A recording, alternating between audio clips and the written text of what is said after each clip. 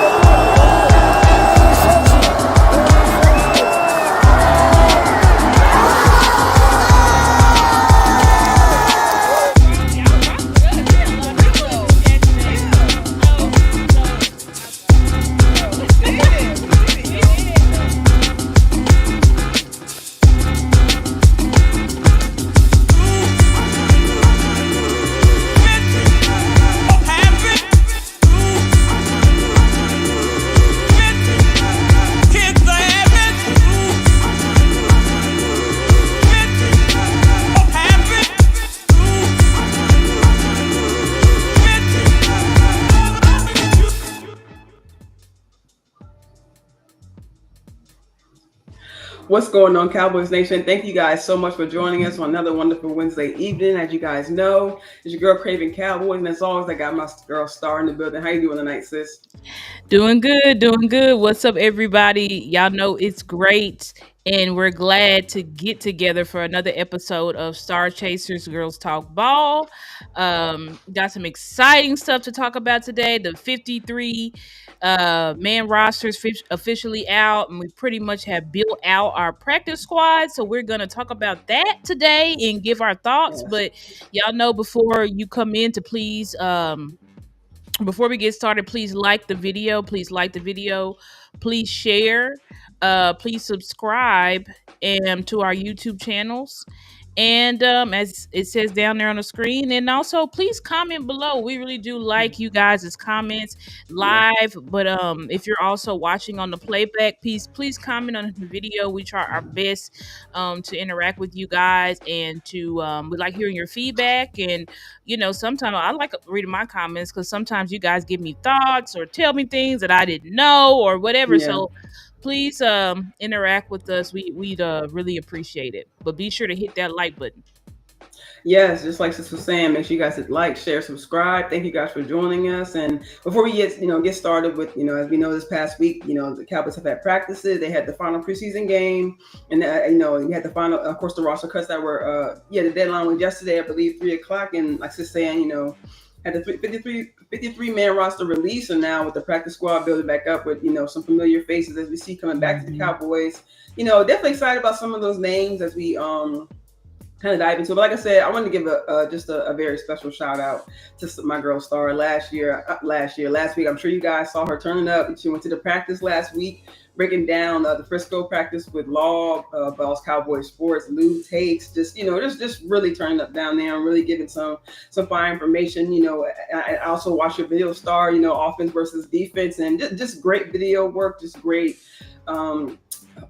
great quality video. You can see the players, see the numbers, so it's really very easy to follow. And I know final 53 man's already been released, but if you guys haven't checked that out, make sure you please check that out, because it's different. We get the reports from from the Cowboys writers. We see clips and videos on Twitter, things like that. But sometimes we able to see the in-depth, video, actually detailed video, see these players and seeing the practice. Sometimes we don't always get what we want out of the preseason games because we do have, the second and third squads. But seeing the practice, like Star said in the video, is definitely a different energy out there. As you guys can see, some plays are being made. The play calling is different in practice as much as, and that kind of opened my eyes too. Like, seeing your videos, seeing videos from Law Nation, seeing Lou Taylor, he also posted the videos too, just seeing the energy that you guys are talking about. You like you said, it was definitely palpable. You could feel it, you could see it, with the players. And just like I said, just watching that video and just the other examples out there, you're actually able to actually really see that, this team really could, go somewhere. We may have been, at least I'll speak for me, fooled by the preseason games and maybe upset with some of the play calling. But me watching the third preseason game and watching some of the videos, just getting some look at the first team, I'm excited. I'm a little bit more excited with maybe the direction this team could go. So thank you for that, sis. Thank you to the greats, the GOATs of the Cowboys Nation, the community, and just really appreciate that breakdown from you guys last week. I appreciate that, sis. Yeah, it was a time. We had a great time last week, like you said, with my guy Lou and Boss and Law. Always great. And ended up meeting one of my subscribers. Shout out to you, Oak Cliff Rockefeller. Nice. I really appreciate he came straight up to me, and that was shocking because I'm like, I never had nobody come up to me like, awesome. Right. So that was great. So shout out to him. But yeah, we had a great time. I really appreciate those verses, and I try my best, when I go every year. Shout out to Lou because he reminded me, because I ain't gonna lie, guys, I forgot to clear my schedule for the practices, and he was just like, Star, you coming? And I'm like, oh shoot, today is a practice. So I ended up just clearing things, and y'all, I made it happen. I had to go straight from work to the practice, which was like an hour away, because y'all know Frisco is far as hell. So, well, if you live where I live, which is, I live in South Dallas area. So yeah, so I had to drive a whole hour up. Actually, I was driving from Kaufman because I was at a hearing. But yeah, we had a great time. I'm glad that y'all, seemed like a lot of people enjoyed, not just you, sis, but a lot of people enjoyed that video. I got a lot of views on it. So yeah, thank y'all so much. I really appreciate y'all's support. And I'm gonna continue to, put out every year I go, I'm gonna do my best to put out footage and stuff like that, because I know that's what you guys want to see. You know what I'm saying? And that's why I'm going to not only collab with my content brothers and sisters, but also to put out footage so people can make their own conclusions and ideas on who should make the roster, how are things looking, the energy at practice and everything. Because you can be told something, but it's different when you can actually see it live and in action. So yeah. Yes, facts. Yeah, I definitely agree with that, sis. So yeah, as we, kind of get into it, talking about the 53-man roster, we saw, I was actually trying to bring up on Twitter, I actually have John Machota. He has a Dallas Cowboys roster moves, but I'm gonna see if, I don't know if you have a bookmark. I forgot the bookmark, sis, but the actual 53-man roster as it was released. I'm trying to see if I can find it. Yeah, I can bring it. Sorry.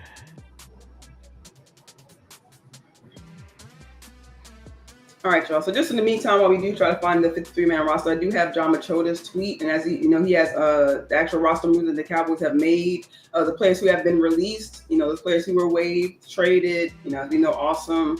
I didn't expect that, just kind of starting off with that, sis. Just awesome going to the Saints. I didn't expect that at all. I didn't even think that. I know, sis, you saying I was like, dang, sis, damn about awesome. She was like, oh no. Yeah. I was like, yeah. I had to tweet about it. I mean, just seeing, because we talk about in the past weeks, of course, about our younger offensive linemen developing, and to actually see the progression of Austin Richards, and even Nathan Thomas, Johnny Cornelius, guys like that. But Austin Richards has been here for years. And, there was the time we wasn't sure, he was kind of quiet, placed on the back burner, wasn't even sure if he was progressing. We really didn't hear a lot about him. And now it just seems like, we've seen his progression in practice, seeing him playing in a few, preseason games, getting some reps out there. And just, it's like, it's almost as soon as you kind of see, maybe, I don't want to say the peak, but maybe some of the, some of the more, a little bit more of the flash maybe that we could look forward to, some of the mauling, some of the getting to the next level, you end up going to the Saints. And it makes me wonder if, Shadi kind of spoke about it in his presser, saying, the Saints kind of had their eye on him. So I'm wondering if it was like the organization, the coaching staff, or it was like a Kellen Moore thing, and maybe he had his eye on Awesome from maybe his time here, or maybe just over time being in different organizations, and maybe just Awesome Richards maybe just kind of kept it ringing in his ear. But I was definitely shocked. Number one, I didn't expect him to be traded because it was no slight to Awesome. I'm not saying I didn't think he had any value, but I didn't think that he would be a player that we would trade. You know what I'm saying? I mean, we traded him for like a 6th-round pick in 2028, right. So we didn't really trade him. We didn't trade him for much. We didn't trade him for much. Definitely true. But and hopefully we'll be able to get go there and maybe progress some more. Maybe he is familiar with Kellen Moore, but that was definitely one of the one of the first pieces of news I was actually kind of shocked about. Yeah, I think that when it came to Awesome, I mean, I was shocked too because I mean they hadn't talked about anybody or about the front office, wanting to deal any players or anything like that. So I was shocked to see that. Now, when I saw the compensation, I was like, you know what I'm saying? Like, but I get it. It's better to get something than nothing. But I feel like we couldn't have got a 2026 6th-round pick. Correct. Why are we trading 2028 picks? Like, that don't even really make sense. But that's the initial 53 man. But yeah, I was like, why are we trading 2028 picks? But yeah, when it came down to Awesome, I mean, when you look at our old line room, I mean, we are stacked at offensive line. We probably have one of the deepest offensive line rooms in the league. I was thinking about it today when on my drive for a hearing I had, and I was like, bro, we may be the only offensive line room where pretty much almost our whole line is either all pro, or almost our whole starting line is either all pro potential, either all pro already or all pro potential or Pro Bowl potential, or just a really high end above average starter. And then we have depth that's the same. Like, we have depth pieces that they are plug and play depth pieces. You can insert them in your offense and not miss a beat. Right. You know what I'm saying? Yeah. So I think it was hard for somebody like Awesome Richards to make it because when you look at it, you got Brock Hoffman, you got TJ Bass, which are great interior players, and I'm not saying they Pro Bowl level, but hell, I mean, Tyler Biotis got a Pro Bowl level, a Pro Bowl, right. And I see TJ Bass and Brock Hoffman pretty much in that same place. So, I mean, TJ Bass and Brock Hoffman can be starting for any team in this league. They could be starting and be not just serviceable, like really good. You know what I'm saying? And then the development. I mean, even McGovern over in the Bills. I mean, he's still rocking with the Bills. I'm so surprised to see McGovern over there. Exactly, he's still over there because that's what I'm saying. Yeah. Like, I would consider the Dallas Cowboys O-line university because we do produce, we do draft good O-line, and we develop them. Even when you look at like outside free agents. Like a Rob Jones. People were shitting on Rob Jones until they started getting the film room and they were like, dang, Rob Jones actually good. Damn. We thought Sadiq Charles was a throwaway. We thought Hakeem Adeniji was a throwaway, which both of those are vets, so we ended up cutting them just to make room, but they're back on our practice squad. And it's like, when you look at players like this, it's like we really know how to. There's one position we know how to evaluate is offensive line. So when you look at this list, like Johnny Cornelius, he was one of the only offensive linemen in the entire preseason that didn't give up a pressure. Then you have Nate Thomas, who we are all shocked at how Nate Thomas looks and how, I mean, we did not expect Nate Thomas to be plug and play. And if you remember last year when we drafted him, they said he was going to be a guard. He was going to be a right side player, and he was going to be a guard. We've moved him to left tackle. So and he's moving like he's been there for I don't say years, but I mean at least a couple off seasons. Right, he looks very, very comfortable at that position, which is crazy because nobody expected that. And then you have, and so those are pretty much our backups that made it: Bass, Hoffman, Cornelius, and Thomas. And then you have our starters. So it was going to be very hard pressed for Awesome to make it because he was looking like he was going to be our left tackle last year. But then when we saw how Nate came in, it was like, we really don't have a position for you because now we got Nate that can be swing, and you got our Johnny Cornelius, who maybe could swing, and Yeah. got higher upside. We just drafted him compared to Austin Richards, who's been with us since 2022 or 2023. So he's been here. Yeah. He's been here with us for a while. So I'm glad that we got some value, and hopefully the Saints actually play him. You know what I'm saying? Because I do think that he's a good player, especially a player that he did take that second year jump last year, and he has some struggles like up and down. But I think he just needs to truly find his position, which I don't know if he's necessarily found that, but hopefully the Saints can tap into it like they did with Connor McGovern. We had Connor McGovern playing left guard the whole time he was here. That is not his position. His position is a center or right guard, and now he's a center. And not only he's a center, he's a Pro Bowl center. So, we love playing people out of position. So hopefully, Awesome over there with the Saints can actually find him a home over there. Hopefully.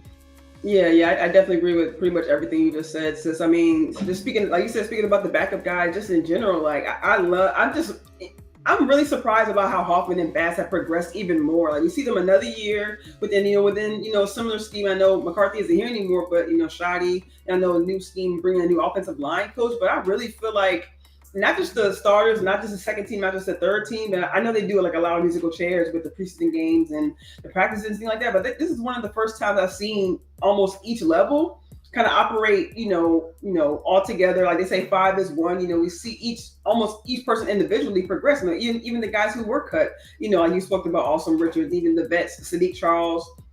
Energy that they felt they needed, possibly to bring these guys back, maybe for a deep season run, or when you just kind of need some extra bodies in there, you guys may get nicked up, knock on wood, hopefully not, but it's great to have solid depth. And I at least for me, I look at Bass and Hoffman as kind of like big brother, little brother, or vice versa. But they definitely play with a lot of toughness. They they kind of play in sync with one another.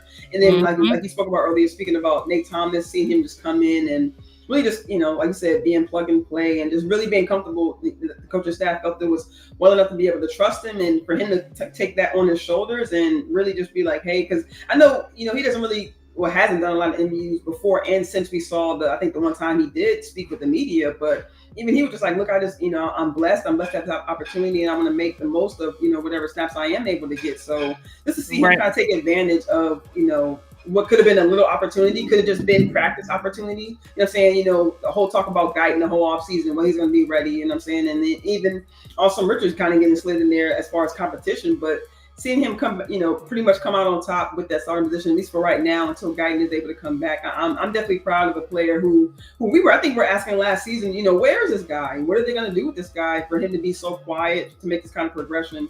It definitely impressed me. And just kind of speaking on the starters, as we already know, Tyler Smith, Steele, Booker, Beebe, the whole line. I just love that, these guys are kind of taking these, not necessarily all younger guys, but these younger guys under their wing and just letting them be known the goal of the entire room. We see Tyler Smith stepped up into the leadership position, really seamlessly. But, we've seen all the guys. Hoffman, who always, finds himself connected with the guys. I think I even saw a clip of, I think it was like the last practice before, I think the last preseason game. And you could kind of see either the last practice before or after, and you could see Hoffman kind of giving his pass to Tyler Booker, kind of as like a rookie thing, having him carry his pass, but you can kind of see it was kind of like a brotherly, lovingly, hey, for the last time, go ahead and carry my pass. So it's just like, even Hoffman, we talk about his attitude on the field, but just seeing him, take a leadership role and really in his own, I'm proud to see that too. So just in general, seeing progression in the entire room. I think that speaks to the coaching staff that they brought in, and also just the players as well, taking on the challenge of wanting to be better, wanting to earn the trust of the coaching staff, and then to really progress all as one unit, but also individually. I think that speaks volumes about the guys in the room and also the coaching staff. I agree with that. I agree with it. Everything you said.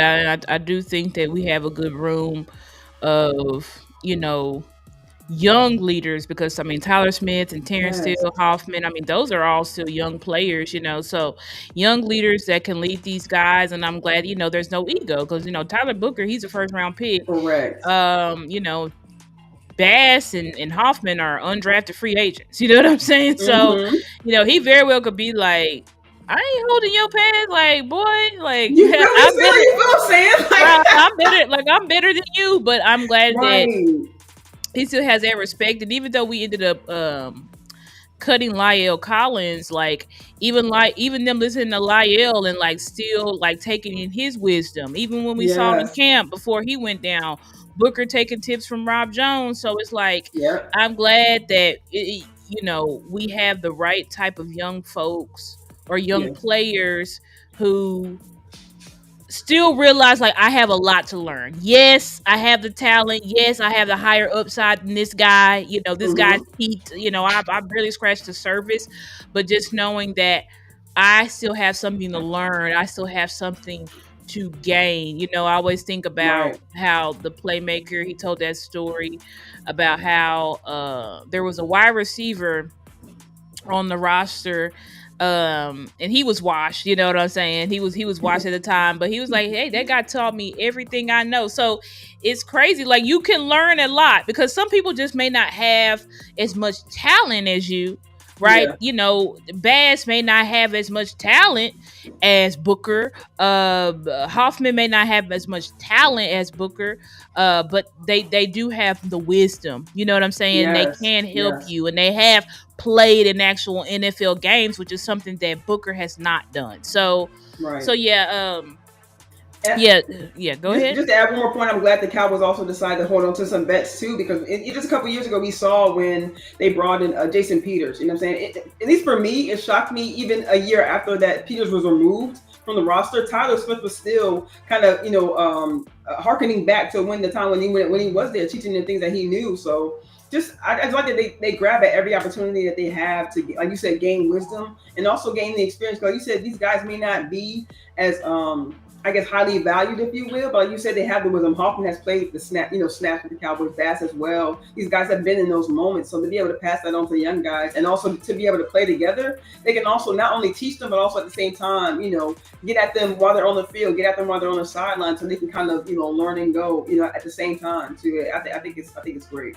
Facts. And shout out to everybody in the chat. Dacon's filthy. My guy Kelvin. Yeah, Angry Cowboys fan is in here. Shout out to Angry Cowboys facts. fan. Y'all know he is a great content creator. So y'all know, please go give him a like, share, and subscribe on his channel.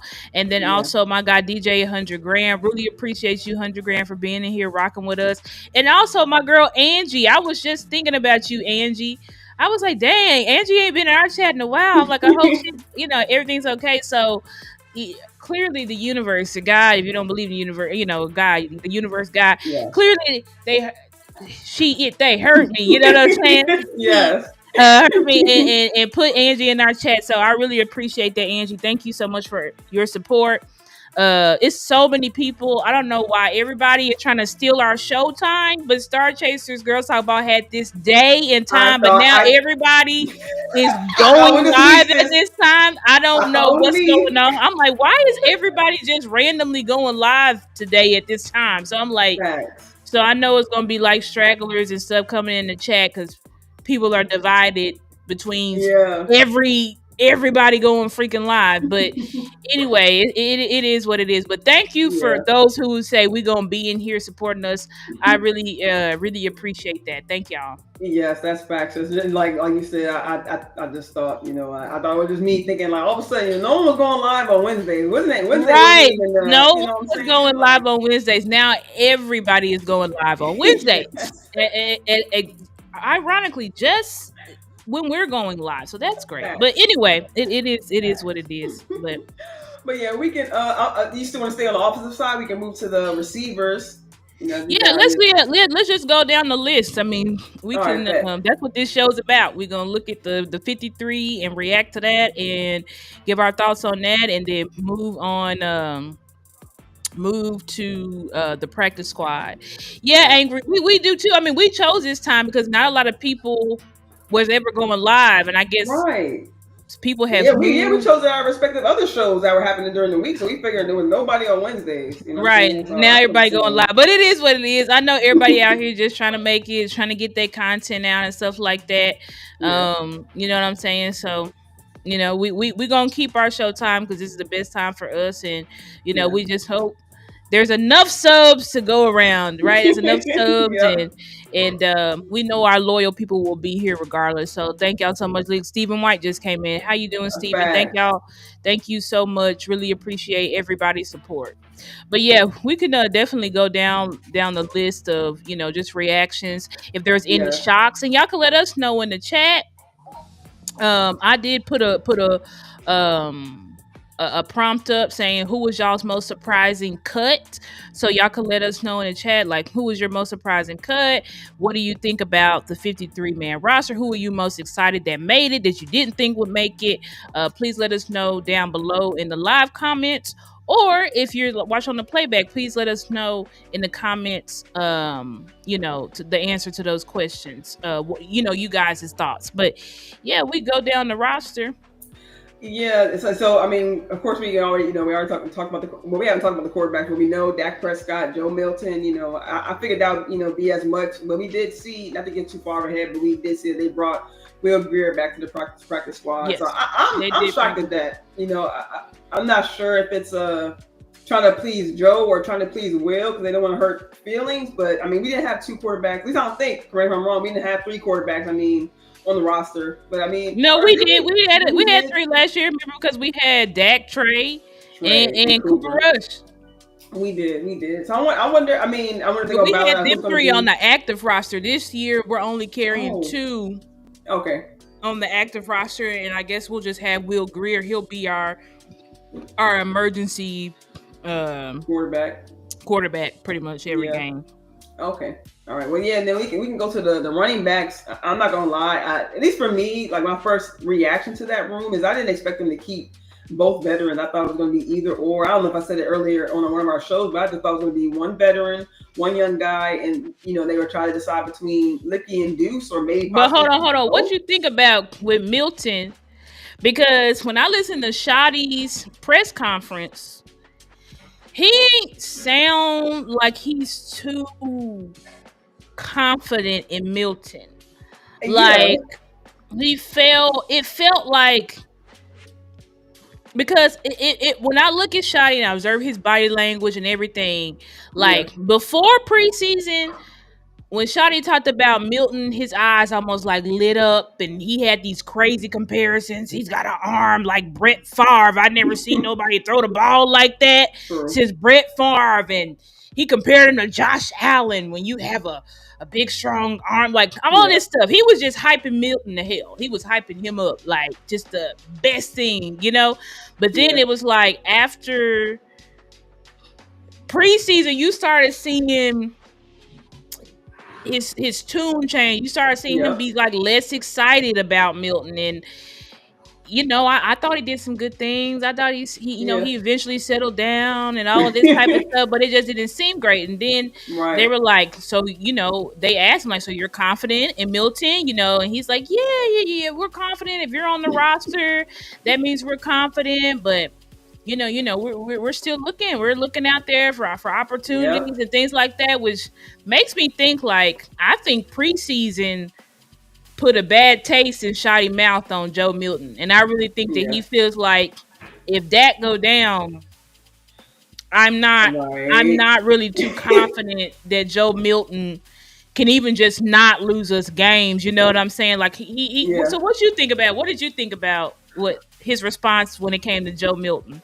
I'm actually kind of surprised, because I'm surprised at his tone. Because, like you said, like, he's switching up, but I thought it would have been earlier. I thought, because even earlier in the preseason, he kept saying, "Well, I don't have to decide that now. I don't have to pick, a QB2 right now. I have to make the decisions right now." But like you said, even this past pressure, he was just like, he settled in, but like you said, he didn't have that full confidence in him. I thought that after this game, he would have been like, had that attitude before, like, Joe Milton, with him playing a little bit better, with him, landing his throws, with him, handling, at least in my opinion, handling the ball well, handling his throws well. I thought Shotty would have had a more of a positive attitude, but for him to still be like, hey, we have it for right now, but we can still be looking for some help in that room. I'm surprised to hear that.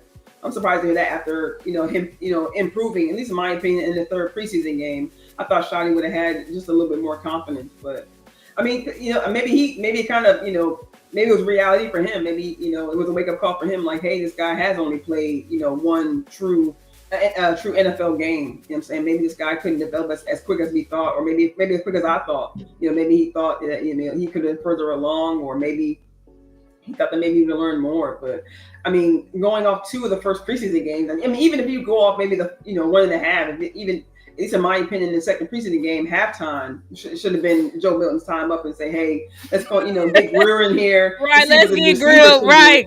Right. Let's get Greer in here." But it's like they never. Yeah. You didn't really let Will Greer play till what? The last quarter of the third preseason game. So it's like we never, and they kept saying, "Oh, we know what Will Greer is. We know what Will Greer is," and it's like. And then he was making some slip ups in the third preseason game. I'm like, now see, he missing throws, and then he got kind of gimpy a little because he took a hit. I'm like, right, now y'all waiting. Now right, what's happening. Right, but it's like y'all should have been giving them. It should always have been, Joe, you gonna get the first half, Will, you'll get the second half, and we're gonna make our evaluations. But y'all sit there and say, no, we're just gonna keep giving Joe, and maybe it wasn't shoddy because we know Jerry Jones does love to meddle, so maybe it was, Jerry and them saying, no, we want Joe to play, but it really does feel like, I agree with what Angry said. Preseason shows shoddy that Joe needs more work than let on. And I think, a lot of people believe, once and even, he did look better in the Falcons game. He looked more settled and stuff like that. But you got to know, like, one, it's the Falcons game. Two, it's the third, preseason game. So people really wasn't playing. A lot of people already had their teams picked at that point. So it's just like, I don't know, you know what I'm saying, how much to really weigh toward that, but it does seem like they might try to bring someone else in, but of course, you're gonna have to just rock out with Joe at this point, because regardless of how he looks, at least for a while, because even if you bring in another quarterback, you're gonna have to he gonna have to have time to learn the playbook, learn everything. Like, he's gonna need time to get ramped up to even be able to get on the field and do anything. So that's pretty much where it is. So I wasn't shocked to see Joe as QB2, but I was more so shocked to see how Shotty's tune has just changed on him. Like, he just flipped the script on him. Like, but we can move on to the running backs. You gave your thought. Were you finished giving your thought, or you want to keep going? No, I was just going to say I was surprised that they did. And just one last note on Joe. I think, like Angry said, I think Shotty had to learn, because he said he had to learn how to coach Joe. You know what I'm saying? He hasn't really spent, as far as like, real game time with, you have to be able to communicate with the quarterback, make sure he's able to communicate with the line, communicate with the huddle. So it's really going to be an ongoing process. Maybe, like Angry said, maybe Shotty thought he could get it done in a few preseason games, but it takes a lot longer than that to be able to develop a quarterback who's only played one NFL game. He's only played one NFL game. That's right. Like, he was very raw, and I just wish that we need to, like, can this not be a lesson that's like, let's just start treating quarterback twos just as they are. Quarterback twos, backup quarterbacks. If we could stop hyping up backup quarterbacks because we hate Dak so much, that would make things better, and then we wouldn't go into all of this, have all of this hype or angst or whatever about this player when you just see them for what they are. They are a backup. Doesn't mean that they can't work their way up, because there's the Geno Smiths of the world where they go from backup to starter. It can happen. I'm not saying that Joe, it can't happen for Joe. I'm just saying that where we're at right now, Joe is just, he's not ready. He's got to grow. He's got to develop. I feel bad for these quarterbacks now because, people are just expecting them to come in and know how to play. Like, they just expect you come in, know how to play. And if you can't get it together within a year or two, they're out. And I do hate that. And then they get that narrative to attach to them. Right. And I hate that, because it's like, you're not really letting players like sit and develop and learn. You kind of just want them to get out there and play. And it's just really a disservice when you look at how these quarterbacks have been drafted over the past few years. none of them have really panned out. You know what I'm saying? Beside, or the ones who have panned out, you're shocked. You see somebody like Anthony Richardson. He's benched. Correct. Oh, He's benched for sorry. Daniel Jones. Then you see Shadur. Shadur is quarterback 3 behind Dylan Gabriel. They got Joe Flacco. Then I heard today Ben Johnson don't like Caleb Williams. Mm-hmm. And Ben Johnson's about to try to replace him. Then that's what I thought about Steichen. I feel like Steichen didn't like Richardson, and that's why I feel like he was like, and that happens. Cool giving Jones a job, right? And that happens. That happens when these owners, it's like the owner wanted them, but then the GM didn't want them, or the GM wanted them, but then the coach didn't want them. So you have these quarterbacks that somebody there didn't want them, and so they refuse to let them develop. Now it's either you got it. It's like people want their quarterbacks to be Dak Prescott. And I'm sorry, but Dak is the only quarterback that you're going to see come up from a 4th-string quarterback and take the starting job. That's just not reality. That's not really something that happens. It's not something that's going to happen often. It's probably something that will happen like once a couple generations, or once every 10 years because of generation. So it's something that's not really just going to pop off immediately. I can hit the ground running. I don't need reps. I don't need to train with the ones. I just came in good. Like that just really doesn't happen. So I think people just got to temper expectations, and these teams need to learn how to grow with quarterbacks. Grow with the quarterback, but they be so hell, and it's like y'all suck anyway. So why don't you just develop and go through the sucking with him and bring him up? It's like y'all keep wanting to draft more quarterback. You still suck. So what the hell you keep drafting more quarterbacks? It's because you're trying to draft someone to be the savior. I want him to save us, and it's like that's just not realistic. Like there's so much that quarterbacks need in order to be successful. Yeah, and not to go too long on quarterback, but that also adds on to, like you said, the turnaround with the team, the turnaround with the coaches. So like you say, you have one GM who wanted this guy, and then a new coach that comes in every right. Then you got a new coach, then he don't. You know want what I'm saying? Right. Yep. You know what I'm saying? So you just have a lot of turnover, coach wise, player wise, because they want to, like you said, draft a new player every other year. Where I'm the new coach, I want a new quarterback. I want my guy. So it's so much turnover, man. It's just so much turnover, and you're right. $100,000. He said, look at what the Giants are doing with their quarterback. They're letting them sit. Exactly. Jackson Dart. And I heard they said Jackson Dart looked pretty good in preseason. Yeah. But let him develop. Let him develop. Stop forcing these quarterbacks out there. And then it's like you make them lose their confidence. Yeah. Like somebody like Anthony Richardson, he's trying to keep the faith, but you can tell he's losing his confidence. And hell, if Shane Steichen is fired, Anthony Richardson is all but gone. Right. So, and I think that's why Anthony Richardson's still not ready. So Steichen is like, Daniel Jones is not nowhere near the talent that he is. But if I lose again, I'm probably going to be fired. Yeah, right. That part. He definitely think about Steichen on that one. He's like, look, Rich, or Anthony Richardson, I'm sorry, but I can't develop you. Right. Exactly. My job is on the line. But let's move on. We said on that front, but running back. Yeah. Like I said, I'm surprised they kept 2 veterans, but I'm not mad at the room, but I am mad that I'm with you since I don't understand why. Essentially your best running back in preseason isn't on the team anymore. I'm not sure why Deuce didn't make it. I'm even more mad at Shotty for being like, he's a great player, he's a standout, but I don't know if it's his reasoning, and I'm glad Matroda asked a question about, whether Shotty does get the decision over all 53, but for him to be like, he's this, and this, but when you run a team and you really only have one role, we can't do much for you. And I'm like, but he could be running back too, maybe slash. Right, and it's like producing. Right, it's like Shotty, right. He's like he's producing. You said he didn't have a role. Y'all never let him return any kicks or punts to see if he could play that role.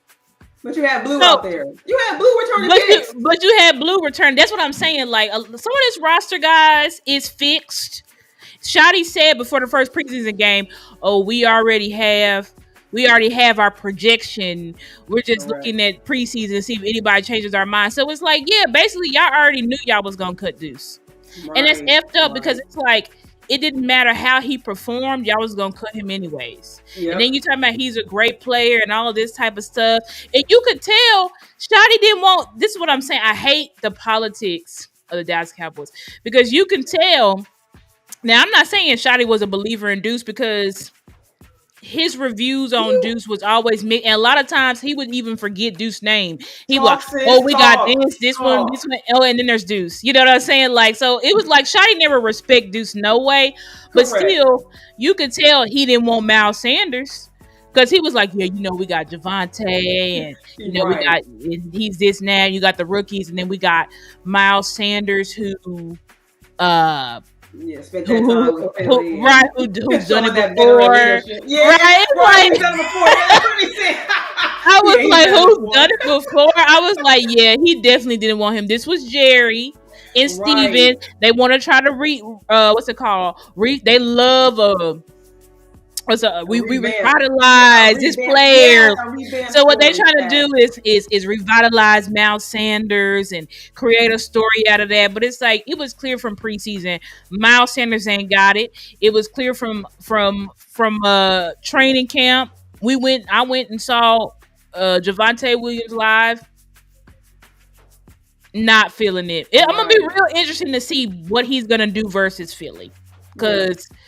Wasn't feeling it, and then you have Phil Maffa, but they put him on IR, so he's got to miss the first 4 games, and we never run Hunter Luepke. So our running backs are gonna be Miles Sanders, Javonte Williams. Y'all don't be shocked, y'all, if Jaden Blue don't even dress for the first game. Don't be shocked. I want y'all to know that because everybody hype Jaden Blue.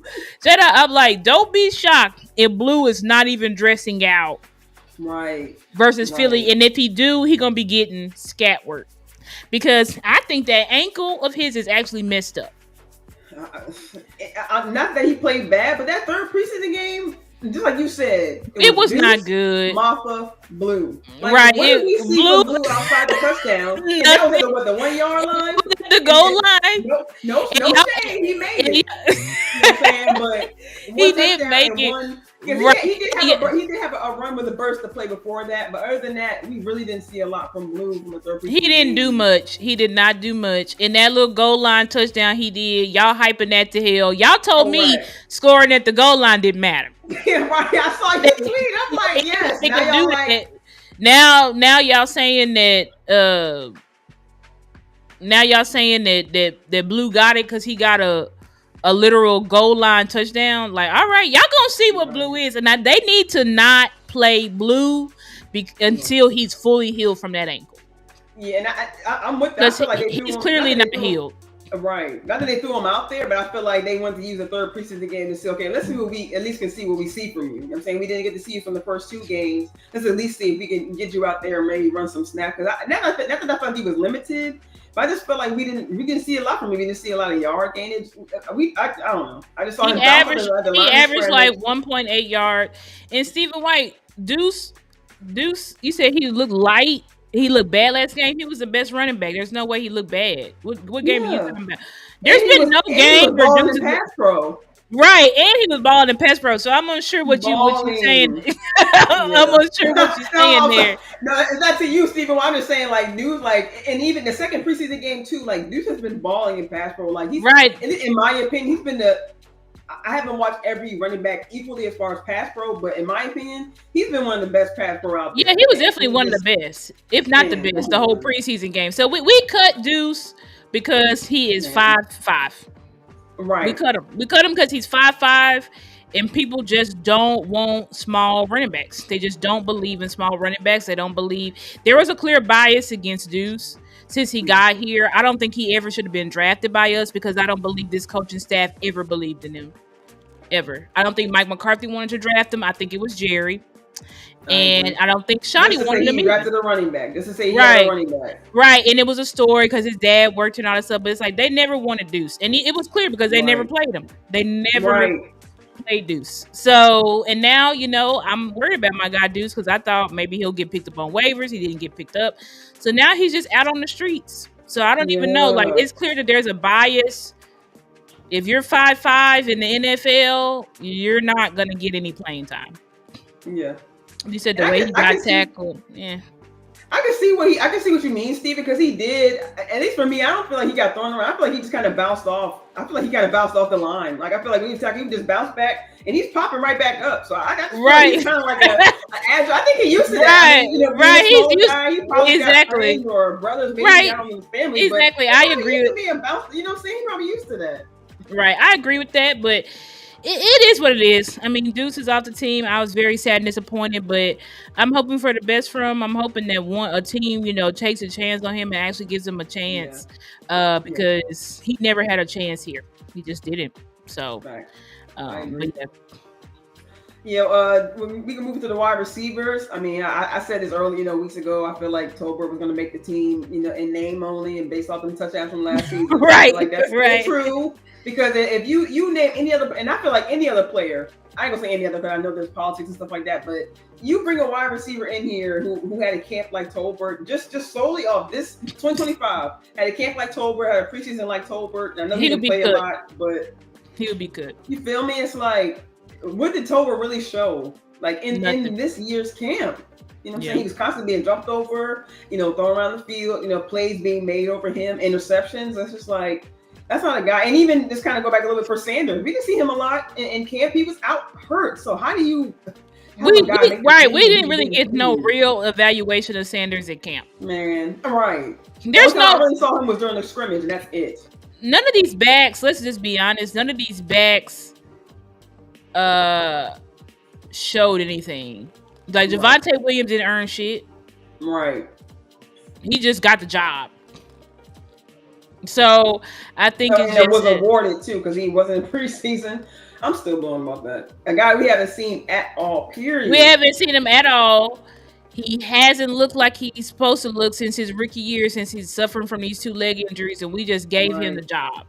Now, I did say, to be fair, like, I think he was kind of forced into that role because he's the only back on the roster outside of Mafa that fits that physical identity that we want, but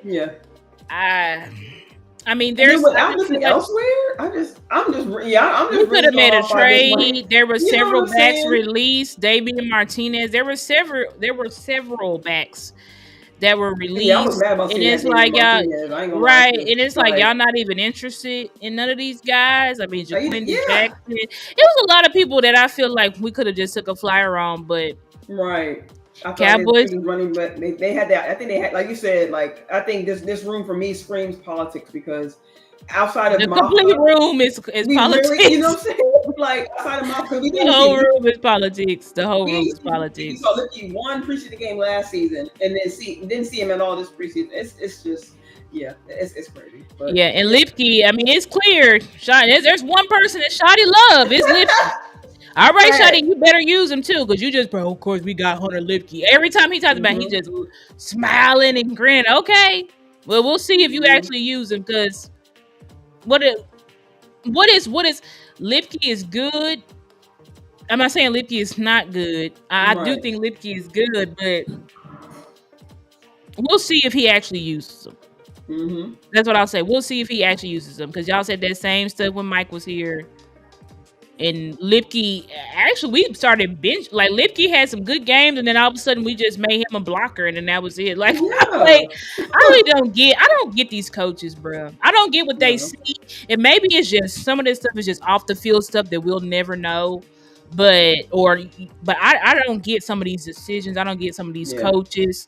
And again, I know, Jerry and Steven, they meddle. Like I said, I believe they forced Miles Sanders on the roster.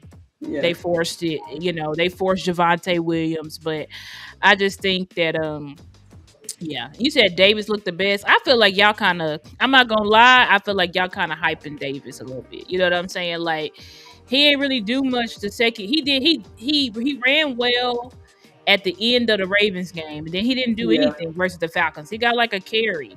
And y'all know Davis has been sitting on our practice squad since 2022.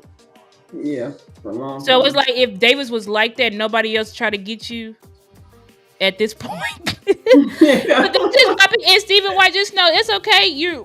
I appreciate you giving feedback. We just disagree on stuff. So it's like you comment, I'm gonna just tell you like, I don't know if I agree with that. But there's also a lot of stuff we do agree on. But yeah, and we added Davis back to the practice squad over Deuce. So Deuce is gone. You know what I'm saying? But it is what it is. I'm done, talking about Deuce because y'all just gonna continue to disrespect him just because he's 5'5". So it's just like whatever. But moving on, with Tolbert, yeah, I agree, sis.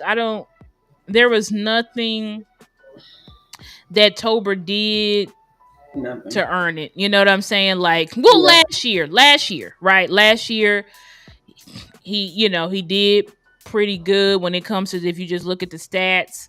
Now, when you turn on the film, did not look good. I don't think Tolbert. And I don't see an improvement from route running. Now I gotta look exactly. I gotta look closely. And granted, he didn't get that many snaps in preseason, so we just have to. I guess we'll have to wait to evaluate him once the season starts. But it didn't look like that route running got any better. So he was also just guaranteed a spot. And another thing, I'm sick of ninjas.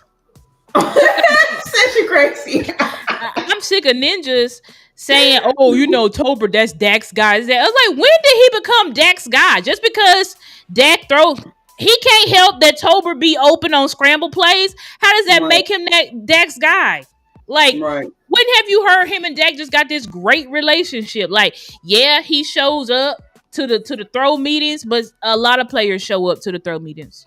Like, I think Tolbert, if he's anybody's guy, he's Shotty's guy. Yes, he was the one raving about. Yeah, you see the notes he takes, and how attentive he is. Exactly, he's Shotty's guy, but people keep putting him on Dak. Y'all know that's Dak's guy, so he's gonna be that's Dak's guy. It's like what? Like why y'all always? Why y'all always put everything? Right, I heard Dak name drop Tolbert. Remember before I heard literally name drop Tolbert, but you haven't even heard Dak say Tolbert's name one time this camp besides maybe like at the very first press conference of camp. That was it. But y'all just act like Dak just so in love. He been talking about CD and Pickens. CD and Pickens. Ain't nobody talking about no Tolbert. Even Turpin, Dak will go, he would go in for Turp, you know what I'm saying? Yeah, he's that speedster guy, we can give him the ball. He's right. Fast, yeah, like Tolbert? Nah, bro. Dak see Tolbert as basement boys. What do you say? Mingo's injury saved Tolbert. No, Mingo's injury saved Flournoy because Tolbert was always going to make this team. Oh, yeah, that's true. It's saved Flournoy, and once Mingo come back, they're cutting Flournoy. Correct. But Tolbert was always going to make it. I want to see how they progress, though. I mean, I think if they continue on their trajectory, if Flo does, end up passing Tolbert as far as production, hopefully we'll see a spike in his production with Flo. Because I like you mentioned earlier with the route running, like you said, we see Flo with the route running. We even saw Mingo a little bit before Mingo went down with the route running separation. Flo actually worked on his route running. Exactly. Mingo actually worked on his route running. When it came to Tolbert and Angry, I'm gonna have to disagree because he had one-on-ones last year. Nobody cared about Tolbert last year. Everybody was focused on CD. So nobody cared about Tolbert. He had one-on-ones last year. We saw him go head up one-on-one with second and third string corners. And it wasn't great. That's all I will say. It was not great. So, but that's just my opinion. I think Tolbert is a decent wide receiver. I just don't think... I think he's replaceable. Yeah. I don't know. And you're not going to pay him. So, it's like just trade him or get rid of him. Like, you can do better. Right. But that's just my opinion. That's my point earlier about Awesome. Like I said, it wasn't a slight. Not saying I didn't see the value in Awesome, but if anything, like a lot of people were saying in offseason trading Tolbert and things like that, and maybe there wasn't any inquiries, but that would have been maybe a player like that. I would have seen the Cowboys possibly trading. Exactly, sis. And I feel like we should have traded him. We should have traded Tolbert because we're not going to pay him. He's a third round pick that's underperformed. We drafted Tolbert to be a number 2, eventually maybe go to a number 1. Or 1A or 1B, and he just is a 3-4 at best. You know what I'm saying? So that's my issue with Tolbert. Like, and I feel like you knew you were going to be given the position, so why didn't you work? Like, I didn't see you working on what you were bad at. And I don't know if it could be the Right. coach's fault, because it's the coach's job to evaluate and say, hey, this is what we need you to work on in the off season. Yeah. But I just know that the camp clips, every time there was a pick or something bad, it was Tolbert. That's all I know. Right. Now, that could just be camp, and maybe he comes out angry. Maybe Tolbert comes out and balls out. And if he does, I'll gladly eat crow. I just feel like he but Yeah. moving to the other people, George Pickens, okay, we knew he was gonna make it. George Pickens, CeeDee Lamb, Turpin, we knew he was making it. Mm-hmm. What's up, Kim Berry? Glad to see you. Glad to see you in the basement, boys. So, we knew he's gonna make it, but Flournoy, him and Brooks was pretty much neck and neck. But Shotty said Flournoy won because of the special teams. Yeah, and I was surprised too because Brooks he shows up on special teams. I think Brooks, like, I'm not even a huge Brooks fan, but I'll say that Brooks had a decent camp and training camp. We saw a lot of flashes from him. A lot of deep catches. I tweeted like he. I even say that he could have been like a sneaky deep threat that we needed, all along that we just never really. Brooks, Brooks showed out. We have to be honest. Brooks showed out. Yes. He showed out the catches that he was making. I was like, wow. But Flournoy did too. We gotta be honest. Brooks and Flournoy were really, to me, they were neck and neck. They were the ones that connected me. Like I like Mingo, but for me it was more like the mystery and like what are we gonna see from Mingo. But like Brooks and Flo, they were definitely neck and neck. They were definitely battling for that. I'll say fourth or fifth, or I guess they end up either five, but maybe like fifth or sixth spot. You know what I'm saying? And as we see, as you guys have probably seen, we saw that they brought Brooks back for the practice squad. So I'm happy about that. I'm happy for him. I think he definitely deserved a shot, to be able to return, because he definitely, he had a great showing in camp and in preseason. He did. I think Brooks had a great showing, and it's clear that he put in work. He put in work. It's clear Flournoy put in work. So, shout out to those guys. And we went light. I think last year we carried 6. This year we're only carrying 5. Right. So that's also interesting. Or maybe we will carry 6 when Mingo gets back and we'll cut someone else. So that's also a possibility. But just for right now, we're only carrying 5. So that's interesting. Yeah. Then we move on to the tight end room. I'm not gonna lie. It was fixed. As soon as Jerry gave Ferg the check, that was fixed. So we already knew it didn't matter for Ferg. And that's another thing. Well, before I tell you, you want to say something on the tight ends? Because that's your group.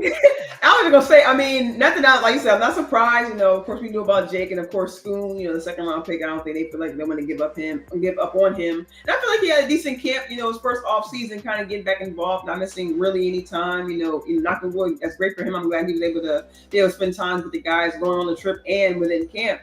And also, of course, we know Brevin was kind of, he was definitely turning up in camp, before he went down. And hopefully he'll be able to return soon. But just one quick note I will make on the guys who didn't make it. They did bring back, I think, Fant and Fairweather, which I'm happy about. I think I love Fairweather. Girl. Fairweather and Fant. I love Fairweather. Tweet like he could be a sneaky add to the room, and like he could be a star.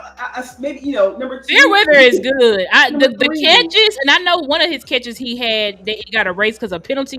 But when he caught that, I was like, "What the hell?" Like I think he really blocking. Right, his blocking. I really like Fant too. So I'm glad that I think we brought both of them on the practice squad. So I really am glad that we brought them back on the practice squad.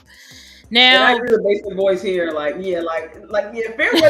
Fairweather had me, and not that I was, looking at Schoon, but he had me overlooking Schoon. Like Fairweather's, like I said, his blocking, his pass catching. Like you said, he almost had. I know he had a touchdown in the preseason game, but he had one previously to that. Like you said, that was wiped out by, I think, a penalty. I think also when he was in illegal formation. So it's like this guy has been not even quietly turning up. He's been turning up, and some of this stuff has been wiped out due to penalties or just off plays. So I'm glad that I'm glad that they decided to retain him.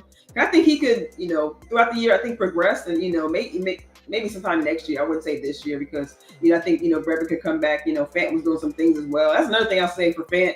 I'm glad to see some progression from him because before we saw like a lot of blocking, at least for me, in previous training camps and previous preseason, we saw like a lot of blocking, but not a ton of pass catching. So I love that they got him more involved. As far as play calling, they had some plays on for him in preseason. So I'm glad he was able. We saw that big block he made for Milton coming down the field. I'm not saying that that's what sealed it, but I just love seeing the physicality because we just haven't seen a ton from fans. So I'm glad that they brought both those guys back in. I'm happy for our room. And just one last note, I'm definitely sad that Stevens. Not saying that we saw it coming, but Stevens was cut and he wasn't returned just yet. But I just sending prayers up to him and hopefully he can return from that double injury because we saw him kind of getting back a little bit, but as we know, it's going to take time for him to fully get back, hopefully to where he was before. So just shout out to him and hopefully he can get some opportunities in the future. Facts, I agree with that, and I think Stevens, like you said, he just could never stay healthy. Yes. I mean, he could never stay healthy. You've been here for 2 to 3 years. And it's not his fault. I mean, he had back-to-back ACL injuries that derailed him and stuff like that. So, but yeah, I mean, when we talk about the tight end room, I'm not as low on Schoon because I started seeing things click for Schoon. That's true. The second half of the season last year. Now, Camp. I mean, nobody talked about Schoon ever, so I don't know. But I do know that last year, Schoon was not dropping balls. That's all I know. Like, Schoon looked like his hands was made of glue, and anything you threw him, he's going to catch, and you really could see the speed. You know what I'm saying? Because people don't know, like, Schoon is an athlete. I know everybody hates him, but his RAS score, it was on par with Kyle Pitts. I'm not saying he is Kyle Pitts. I'm just saying his RAS score was on par. So that means his shuttle, his 40 time was good. So and I do think he's pretty physical. Right, he is physical. So it's gonna be interesting to see how Schoon does this year. I'm hoping for the best for him to show up and show out. I do feel like Rivaldo Fairweather likely could be better, you know what I'm saying, but unsure. Schoon is one of he's a part of the Mozzie draft. There's 2 picks that everybody hated. It was Mozzie and Luke Schoonmaker. So they just are never going to get that nasty taste or that nasty label off of them unless they just go and ball out. So I'm wishing the best for Schoon. And then Brevin Spanford, I feel like he kind of just got the benefit of the doubt because of his measurables. Now, granted, he did work out with Real Truth, which is Boss. Shout out to Boss Cowboy. That's his guy. That's the same guy who trained Ashton Genty. So Brevin did work with him and got better. And Shotty was saying he looked amazing before he went down. But it's like it's just amazing how some players can be injured the whole camp, but you automatically got a roster spot. It just feels kind of weird because it's like you was hurt almost of literally the entire camp. Missed all of preseason. So that right there, even though I like Brevin Spanford and I'm hoping that he balls out this year, that right there though still shows like he already had his spot. It didn't matter what he did. Undrafted. Right.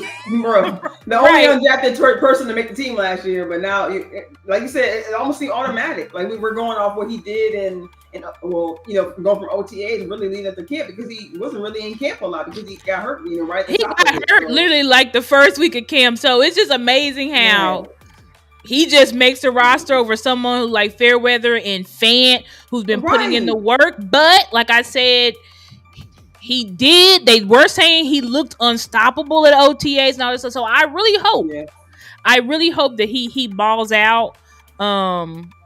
Because I mean he's got the tools to do it. It's just all about is he gonna put it on the field and how much as the third tight end are they really gonna play him? Correct.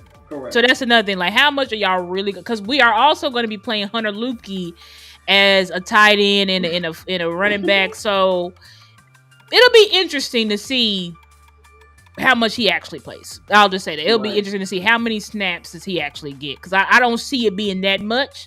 But who knows? Maybe not. Because maybe they feel like, hey, Schoon, you suck. We're going to play him over you. So right. Like you said, because he's still Schoon as far as I'll speak to. He's still trying to come along and see if he can really put it all together, like you said. And I agree with you. I think if Schoon can put it together, I think tight end 1 and tight end 2, could be a great compliment to our wide receivers, and just not. And the one more note I will say is, I agree with you on the point of Schoon not showing a great camp, because I will say during the preseason games, I talked about Fairweather and his blocking. I think Schoon had some of the worst blocking out there. A lot of plays were blown up behind the line of scrimmage because Schoon, failed to block or fully hold his man. So that was definitely, we talked about guys working on things that that they are the best at. Even Shadi mentioned that, hey, like, we're telling guys what we want them to work on.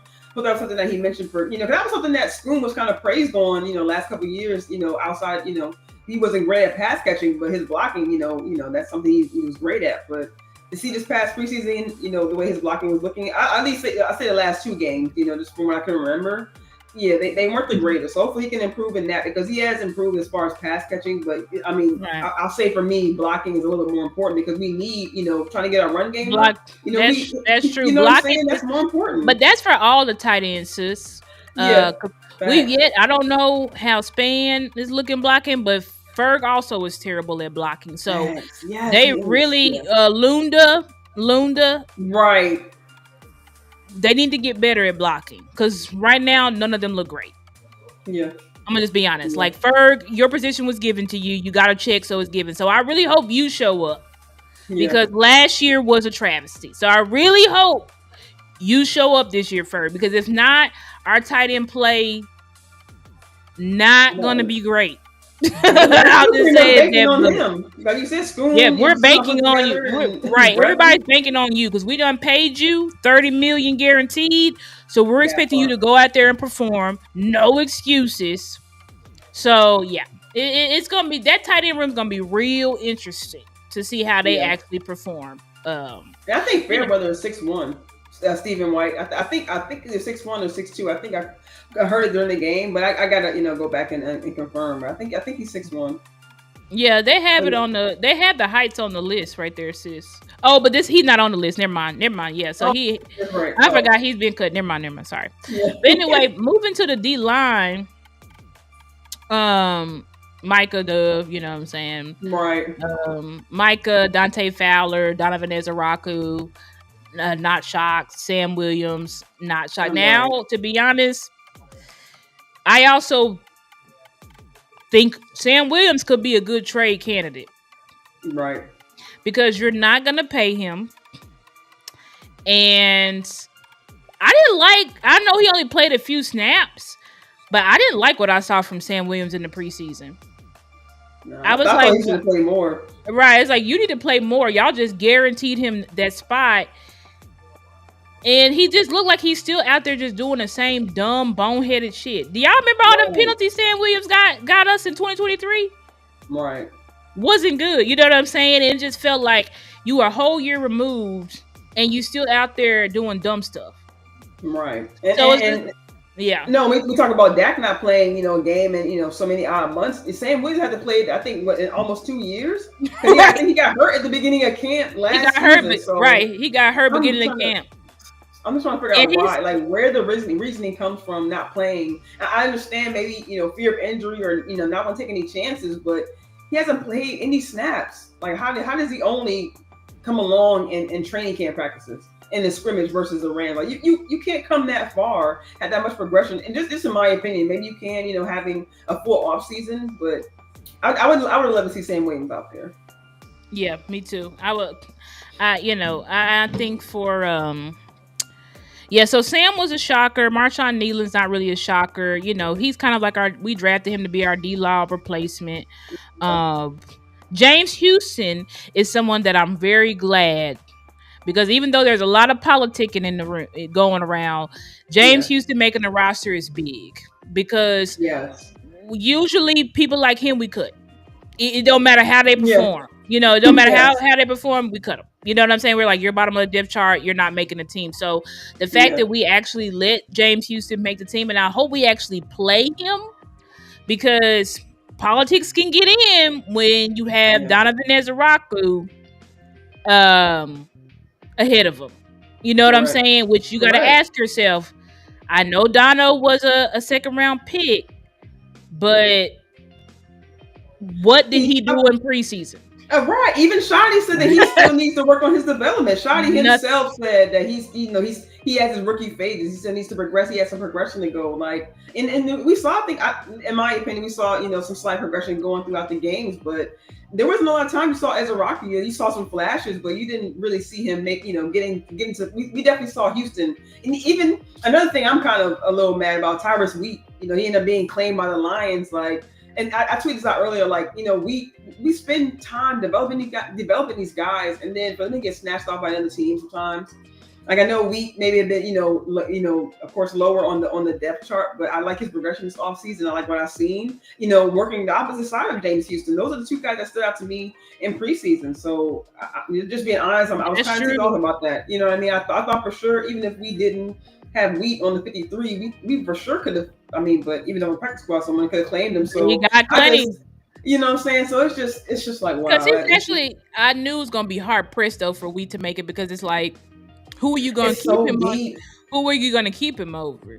Right. And when you look at somebody like him and Marshawn Nealon, they kind of got the same bag. So it's like, you ain't going to cut your second round pick you just drafted last year. So it's like, even though he was good, you basically have to pick between Wheat and Houston.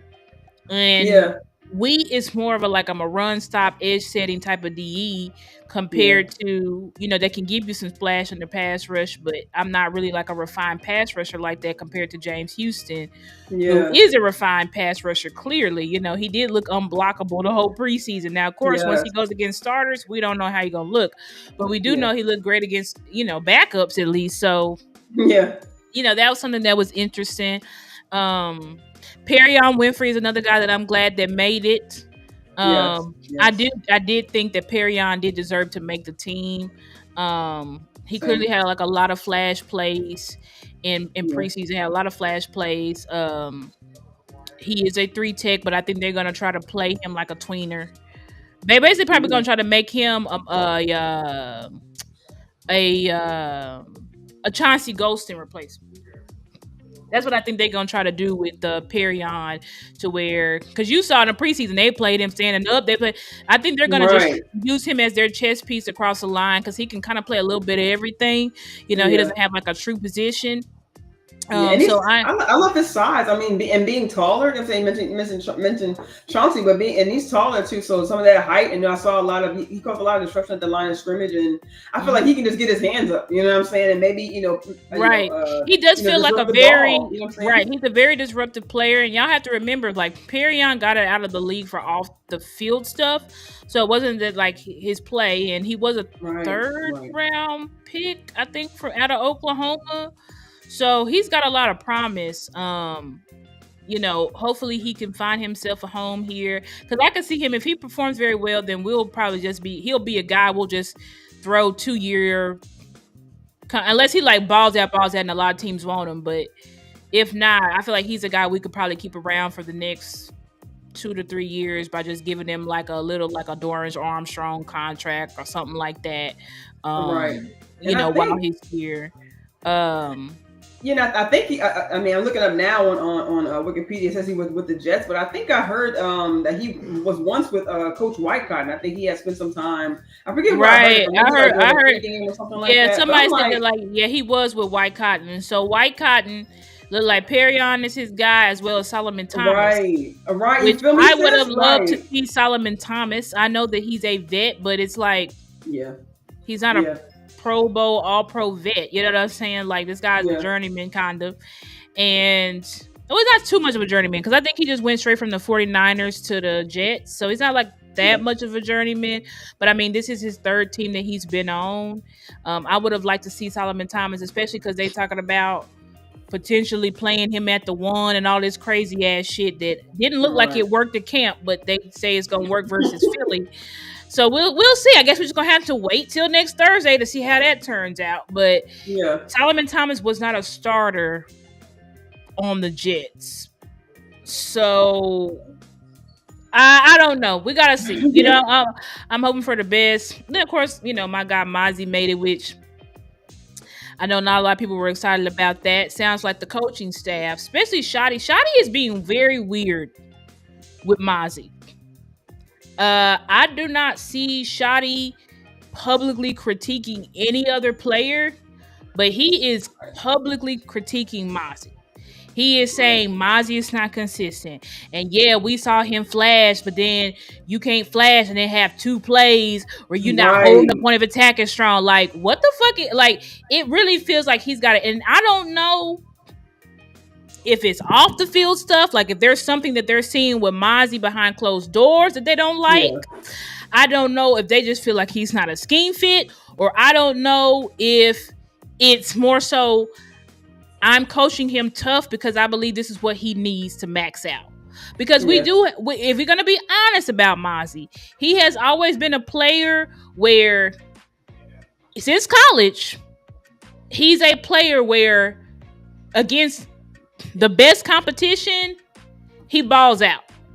But when he's playing like just normal competition, you can see that he's not balling out. You know what I'm saying? It's like, I can get for a coach how that is perplexing, because it's like, okay, you just played Philly offensive line and destroyed them, which is the best offensive line in football. But then we turn on the tape versus the 49ers and you don't look good. And their offensive line is significantly worse. So I don't know what it is. Now, Shotty said he had a talk with Mozzie, everything. So I don't know, but it just feels like, is this coaching staff betting against him? Because if so, there's no winning for Mozzie. If your coaching staff is avidly betting against you, there's nothing you can do. You know, there's nothing you can do to be better, and it's going to be even harder to perform. So I don't know what Shotty is doing, because like I said, I have not seen him. You saw Booth get cooked all game, but then you came out and said Booth did some good things. What? Right. But to me, it's like you're overly critiquing Mozzie. Like, Mozzie wasn't on the ground like Jay.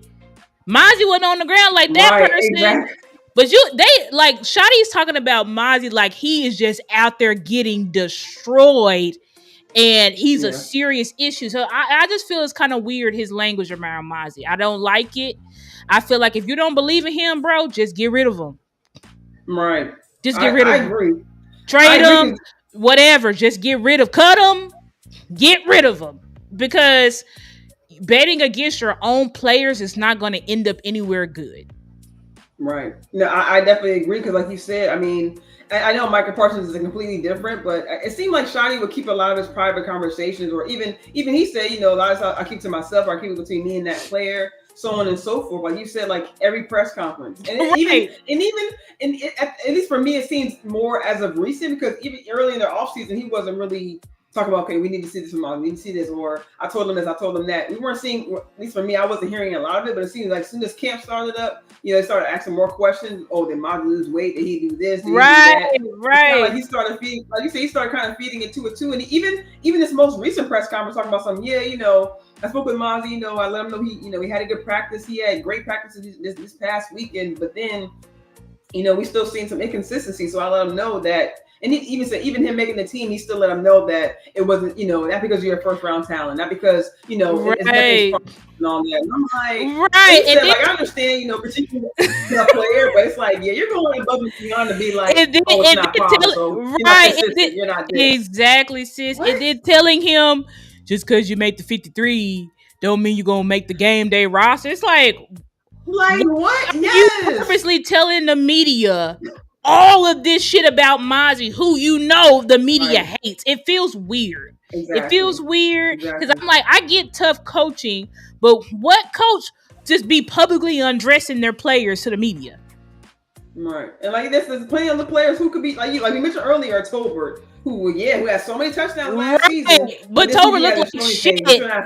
He looked like shit all camp. Jake Ferguson looked like shit last year, but he's a leader. He's our enforcer. That's what I'm saying. You're not being fair across the board.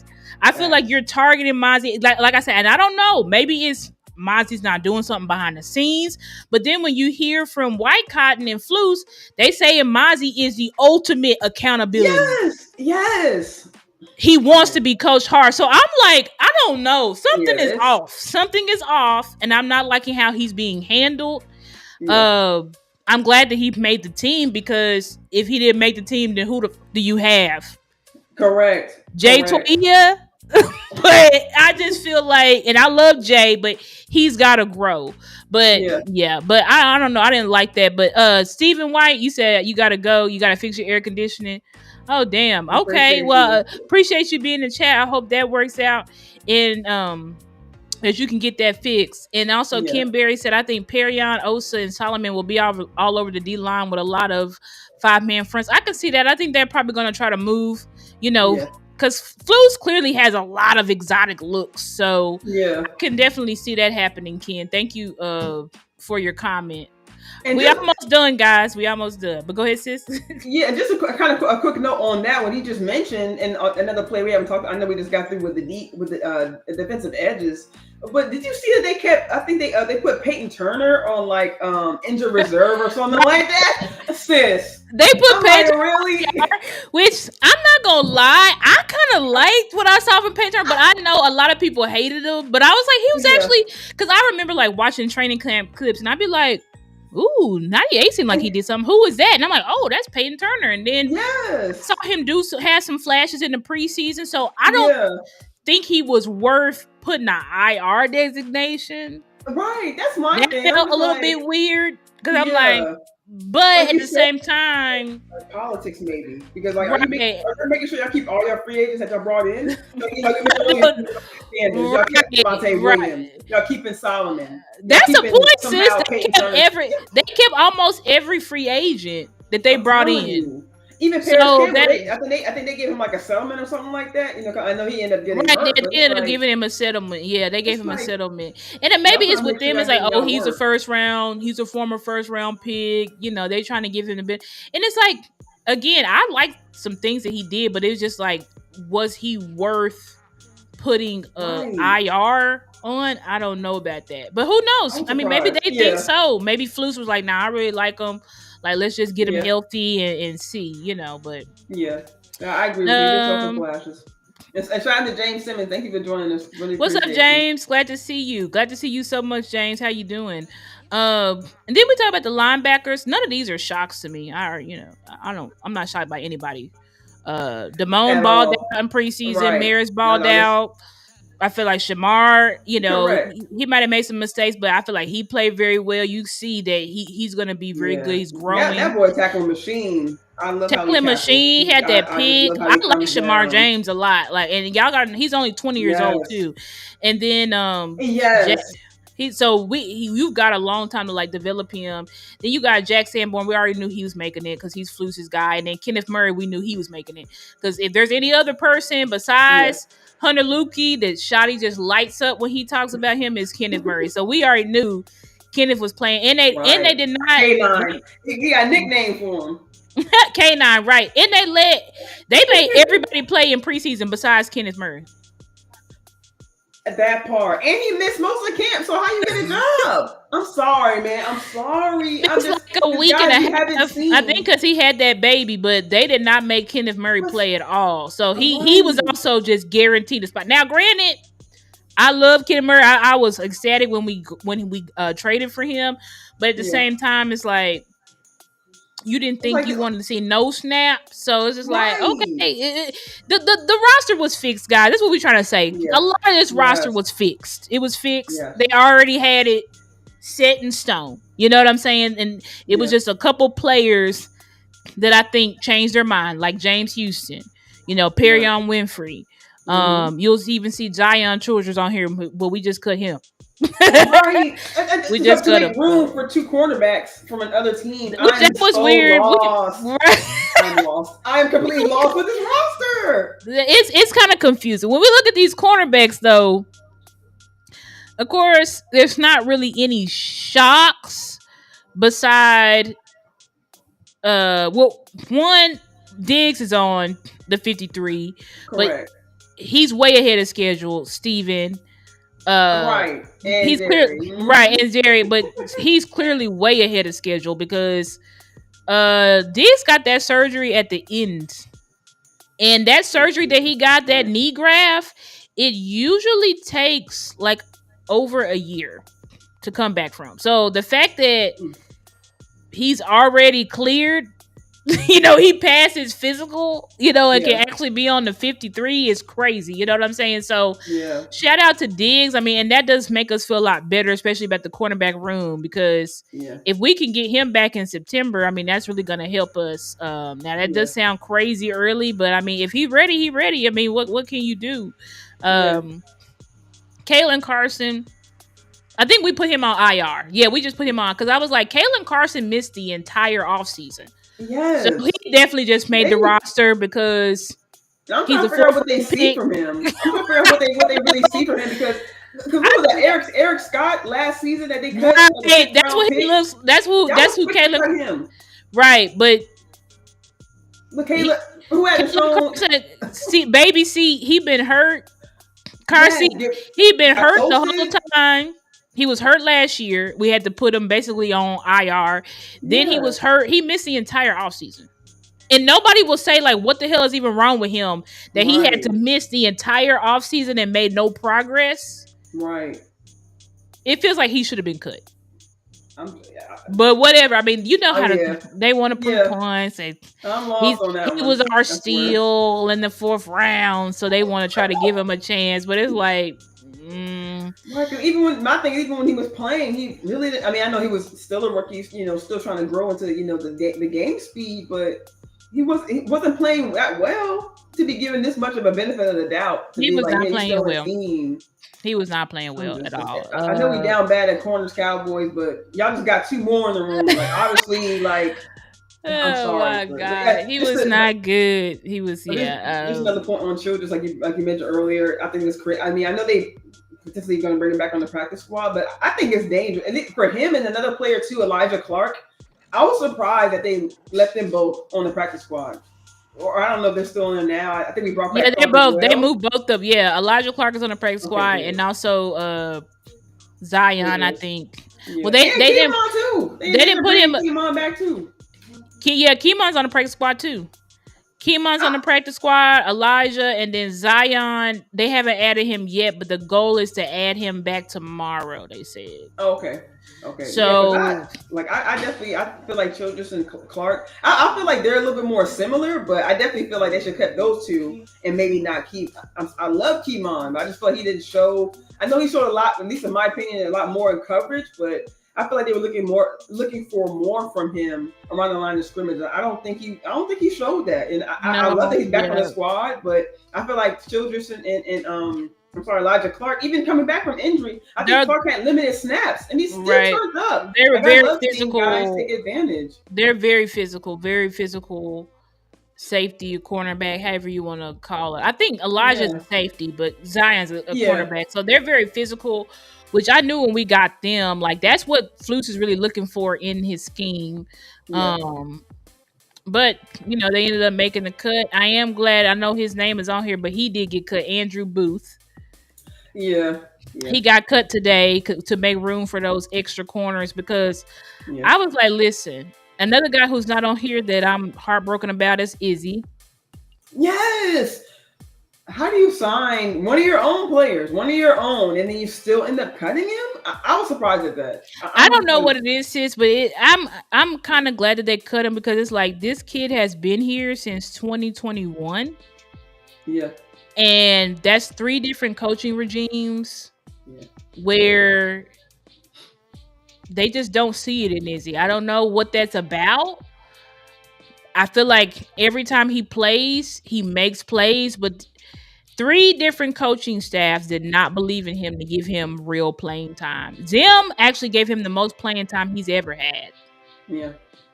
So I don't know, and I'm disappointed in that because Izzy is a dog, you know what I'm saying? Yeah. Like, just him and his energy, and you could just tell, even though he was playing to the last snap in that Falcons game, he was still bringing energy. He was still hyping up his teammates when they were making plays. Yeah. I just felt so sad about that because I think a lot of us were confused. Gone too. Right. I feel like a lot of people were confused about that because we were like, we don't get it. Like, we seen as fans, as content creators, how impactful Izzy is, but the coaching staff just don't see it. They do not see it. So, and I thought for sure we were going to keep him because Flus was saying he was our Swiss Army knife and stuff, but Right. they cut him and they did not bring him back. And maybe they tried to bring him back, but Izzy was like, you know what? Y'all cut me, like I'm good. Correct. I'm good. I almost hope he feels like that, sis, because like you said, it's like he even given opportunities, he capitalized off those opportunities, and even every now and then he got burnt on the field. But do we not? He was see getting Andrew burnt. Booth He was more? getting burned by Pickens, bro. Like, come on, man. Right. But what was he doing? But what was he doing in the actual games? That's what I'm saying. Like, Yeah. even y'all having Keymon Hall over him, like, Right. how? I don't know. Like, a lot of that shit just really pisses me off. That's what I'm saying. Some of these moves, I don't get it.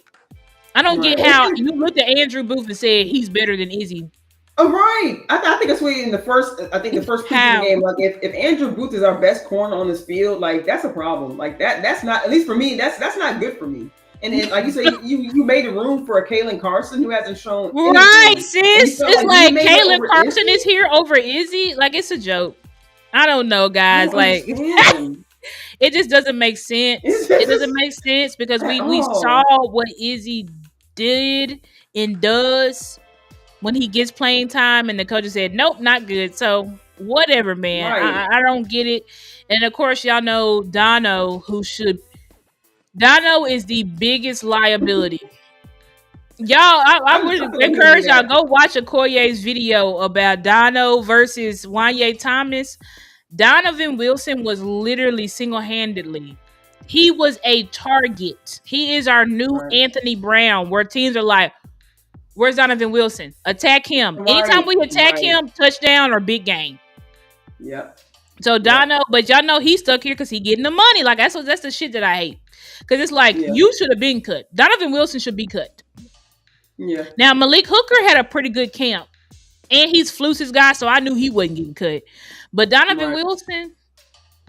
Right, especially with a guy like, and I think that's one thing like throughout this whole preseason I never really spoke a lot about, but I know he's a solid guy, Wanye Thomas. I just want to give him kudos and shout out to him because the way he played in preseason, like, he almost played like shout out to Rome, a Cowboys fan talk. Like he said, back like he never left. Like the way Wanye was out there throwing himself around, making them tackles. There was one play where at the line of scrimmage, he literally flew at the guy to make a stop at the goal line. Like, that's what I'm talking about. Like even missing time at the beginning of this particular camp, being out for, I think the first one, maybe first two preseason games. He was out for a while. Yeah, so for him to still be showing effort out there, like you said, like with a guy like Dono, in my opinion, I feel like if we do hold on to him long enough, which it looks like we are, maybe he can be like maybe a week 8 or week 9, whatever week it is, maybe trade target, maybe someone. Maybe I'm hoping now, holding out hope, because I don't think he didn't fit Zim's scheme, and I don't think he's going to fit.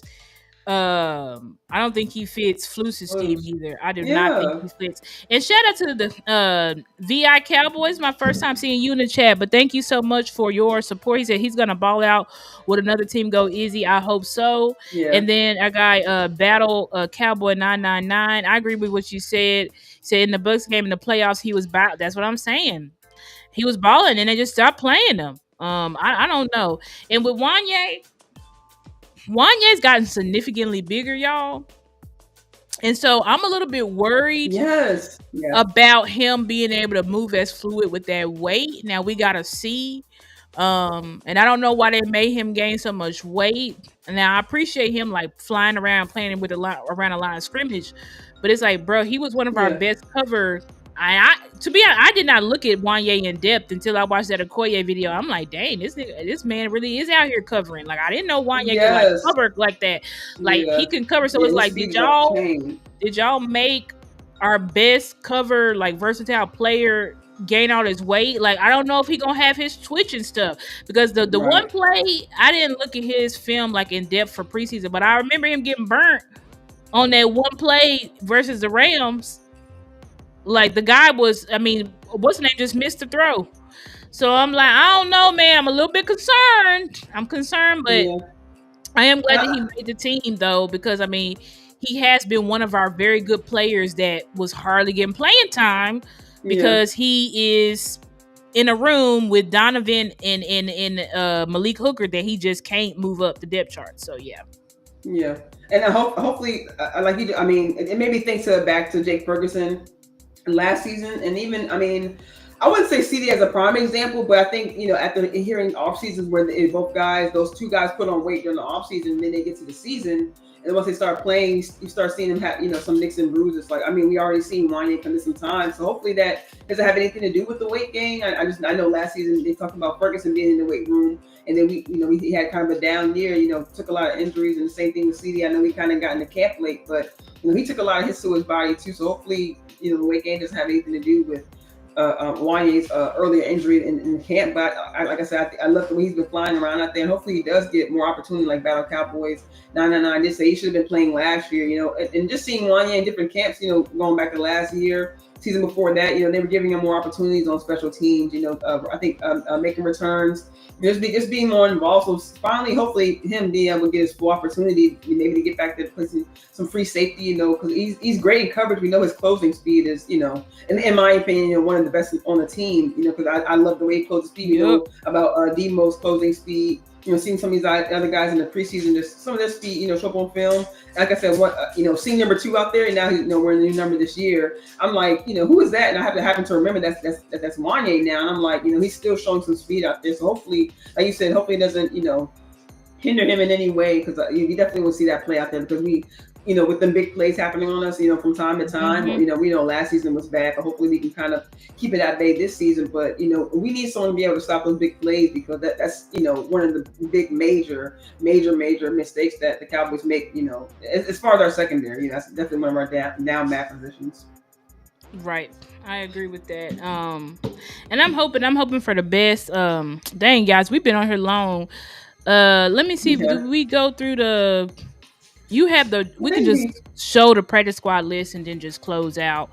But and then this issue with it's looking, this Micah Parsons situation is just not looking good.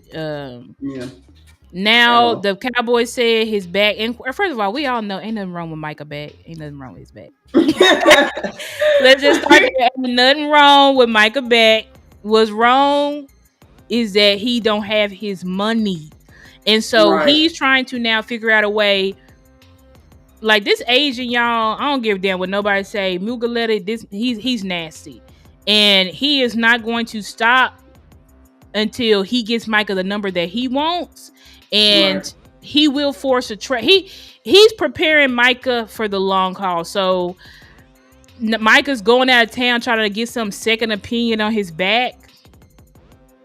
And if he gets his second opinion, then him and the Cowboys going to be battling it out, because you're now saying our doctors are liars. You're now saying our medical equipment don't work. And then first of all, it's going to be like, what doctor are you going to be able to find that says that your back is fucked up? Because your back is not fucked up. He's trying to what his agent's trying to do is finesse the game so that he doesn't miss out on game checks. But it really is looking like at this point, I don't think Micah's going to be playing week 1. I don't think week 1 y'all is next Thursday. I don't think it's going to be because now you traveling out of town trying to get some back doctor to say you hurt, like trying to get a doctor's note. Essentially, you trying to get a doctor's note for next week. Exactly. Like, because every game he sit out, he gets docked like $1 million. So he's trying to figure out a way to not get on that field. That's what he's doing. And then his brother just tweeted out talking about, get ready, y'all, it's gonna get nasty. Like, this is so stupid. Like, why are we doing this? Right. I don't understand why you're at this point with one of the best players in the league. Like, this is just really crazy. I would not have foreseen this. If anybody would have said this last year, that it would get down. I mean, of course we see it. It's been brought up a lot. We've seen examples of it getting down to the beginning of the season, but for it to get this drawn out and this nasty, quote unquote, between the front office and Micah, I didn't see it. I didn't see it getting to this point. And it's like I knew that it when they said nasty, like I knew contract negotiations here are always nasty. But Micah requesting a trade. Now Micah, it's like you at the do or die stage now. So now Micah's trying to figure out ways so that he don't gotta play. Like this is getting bad. This is getting out of hand. And I'll be getting like knots, like in my stomach, like because it's just not is it gonna be good. going out? Is it not? Right. Yeah, It's not good. And it's like, I'm not worried. I'm not really worried about a trade because Jerry and them have made it clear we're not trading him. yeah. Like we're not trading him unless you're willing to give us the Herschel Walker trade, which nobody's doing that. So, because nobody's going to ever do that ever again. What we did in that Right. Herschel Walker trade was before trades was a thing. So, what Jimmy Johnson did, trading a running back for what he traded for, was crazy. It will never happen again. It will never happen again. So, yeah, but it's just looking bad. And this is, I mean, the Cowboys, they're really preparing for the long haul because Jerry is sticking to his story. We had a deal. You were supposed to take that deal back to we typed it up.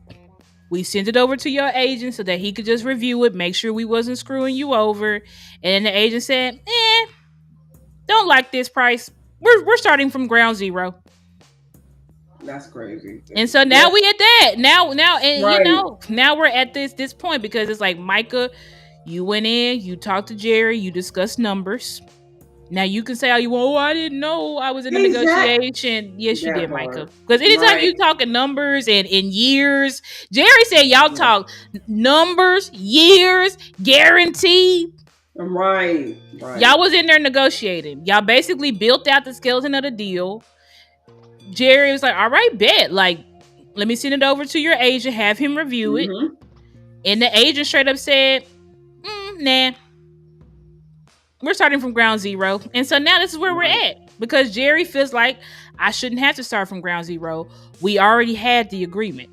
All we needed to do was put it in the proper terms and in writing. And, I can't, if they actually had an agreement, a shake hand deal or whatever, and Michael was just like, yeah, I'm going to just contact my agent. We're going to get it drafted up. And then all of a sudden the agent's like, hell no. Right. I think Micah gonna have to fire this dude because this dude, Muguleta, he forces trades. Like all his players have to get traded to get paid. Like that's how serious Muguleta is. Like he don't give a. He wants well above market, and if you're not going to pay it, he is going to force his player to sit out, force a trade, and 9 times out of 10 they usually do get traded because the front officers are like, F you. Like I'm not doing that. So I don't know, guys, where this going to end. I feel like if Michael want to stay here, he's going to have to fire him. Because T. Higgins had to fire him. Why? Because he was likely trying to say, nah, T, let Chase get paid and then top him. And T was probably like, no, bro, like that's not going to work. But that's what he's trying to convince Micah to do. He's trying to convince Micah. Wow. I know they said this is the. I know they said it was here, but we actually want it up here. I had no idea that he was, because I was wondering, because I know off topic, I know back then when he was trying to get paid, they was going back and forth, and I was wondering what took so long. And I'm just like, what's going on? Like, I figured Bengals will want both receivers. Joe Burrow wants both receivers. Like, what's the issue with getting Higgins paid? But now that you're saying that, like, it took so long just for anything to even be able to move. Like, I thought Higgins was going to be out of there. So for it to be able to come, like, into the long story. Higgins had to fire him, bro. Higgins had to fire him. Higgins had to say, bro, I appreciate you, but this is not it. Right. So I just think that. I think I saw a tweet. I'm not sure if you tweeted out. He said like Micah messed up just by talking to Jerry without his agent in the first place, and I completely agree with that. You know what I'm saying? I'm just not sure like why he even like. I think Micah, right? I think this is really Micah's agent. That's what I'm saying. He's gonna have to fire him because the thing is this: Micah was talking all off season. I want to be team friendly. I want to do this. I want to get paid. I don't want to wait. I don't care.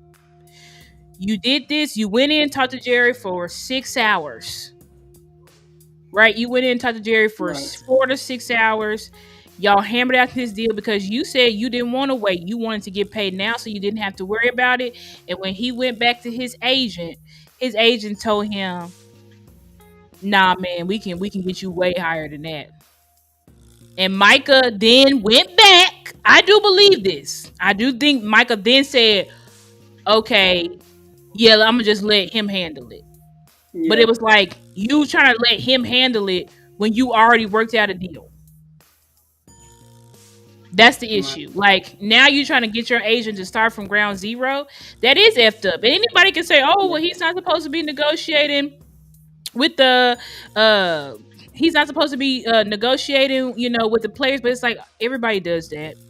And it's like if you have it's just as simple as this, guys. You can have a deal without having it drafted up. Like when it comes to Yeah. what's a contractual binding agreement, it's all about putting some lawyer stuff, but it's called the meeting of the minds. You know what I'm saying? Mhm. So it's like if I said this and we said yes, that works for me. You now have a deal. It doesn't matter that it don't got all the legalese writing. Yes, you got to True. put it into writing, but I think they did have a deal, a framework of a deal, but Micah's Yeah. agent told him no. And Micah said, okay, because he's listening to his agent. But I Yeah. really do feel like if he wants to get paid, I don't see it working out. Like I don't see it working out with Mugaletta. I mean, it's gonna work out if Micah. This is the thing, and shout out to Okoye, and we can end this. Y'all see the list. These are people we Yeah. added to the practice squad. I mean, whatever. But with Okoye, he said this like, it depends on what Michael wants. If Micah's like, I don't care about playing for the Dallas Cowboys, I want the biggest bag possible, then Correct. keep Mugaletta. Because that means Michael's like, I'm comfortable getting traded. I want to get out of here. I don't care about this team. I want to get the biggest bag possible. Keep Mugaletta. But if you're saying that you actually want to move forward with the Dallas Cowboys, I don't see a world where this is going to Right. happen. Right. Unless Micah tells Mugaletta, and it is right. Mugaletta works for Micah. Micah does not work for Mugaletta. So Right. it's gonna either take Micah saying, "Look, bro, I'm tired of this shit.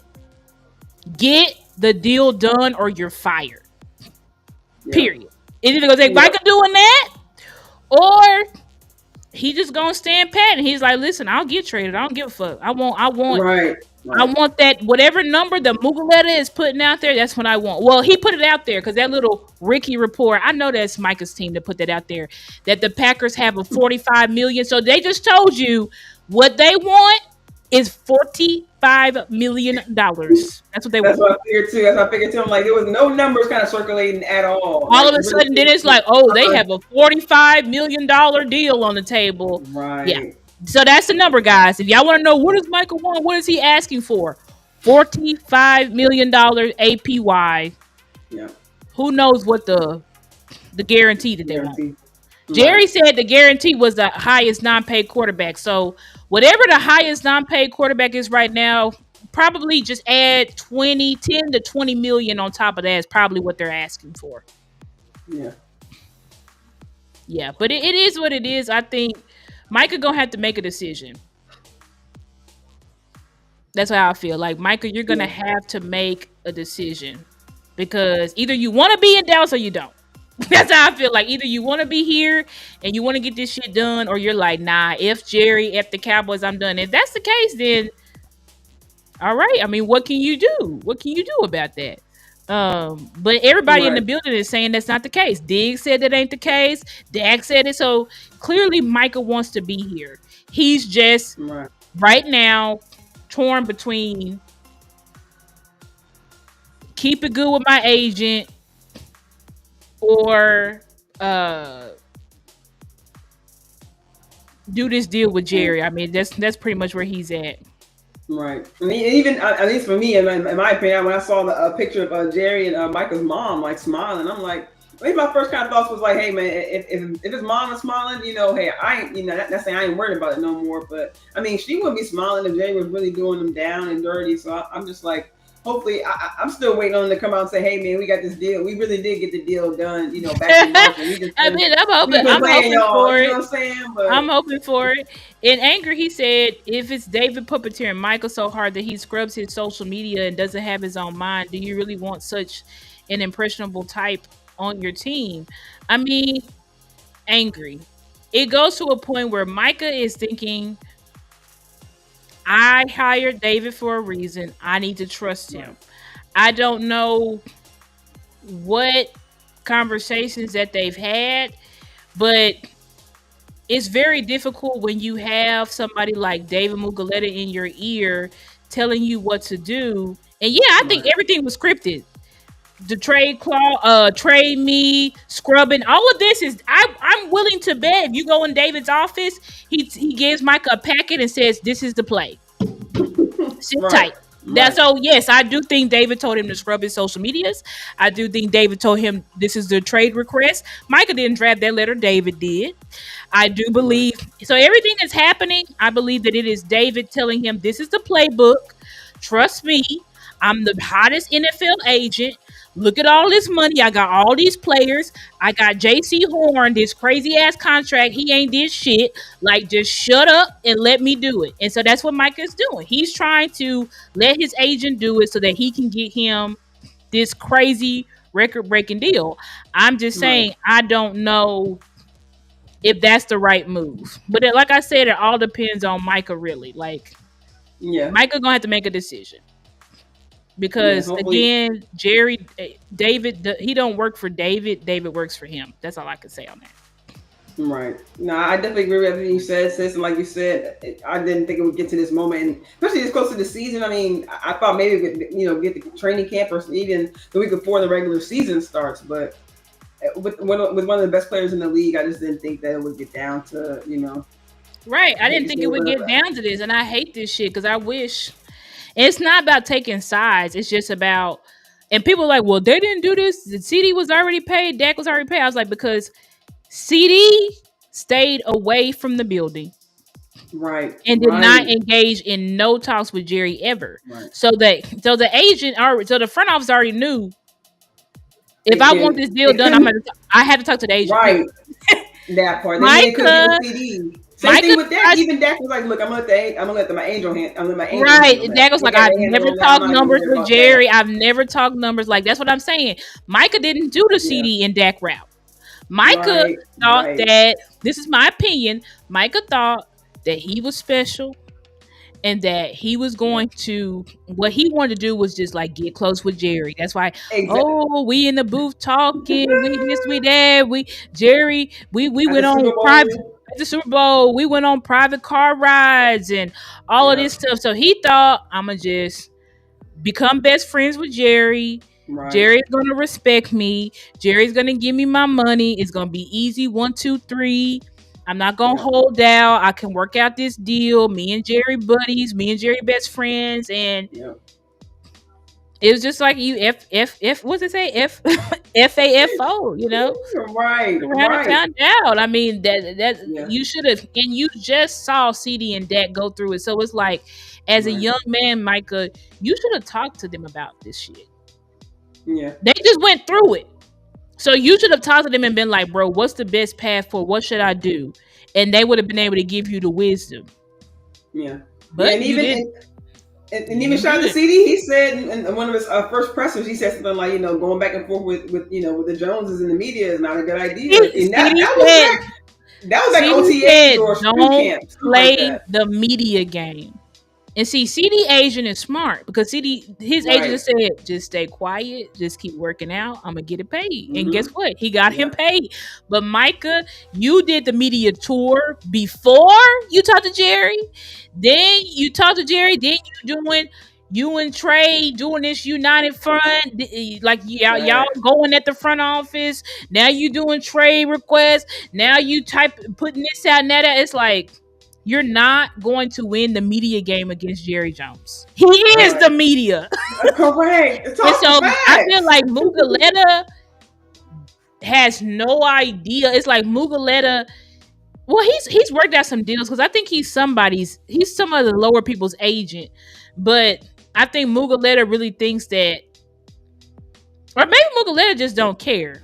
Because I don't think he cares about Micah. And that's probably what he's doing. Like, bro, F the Cowboys. F the Cowboys. That's probably Right. what he's I telling was him. gonna F them. say, like F it's like them. you said earlier. We can get this team to give you this money. F them. That's what he probably telling Right. Micah. And Micah's just getting mad because he's taking everything Right. personal. And he listened to him. And I'm just like, Micah, Mama And- Parsons, TP, Daddy Parsons, Sister Parsons. Talk to Micah, please. Yeah. Because is this the best path forward for him? Because it seems like they all want to remain Cowboy fans.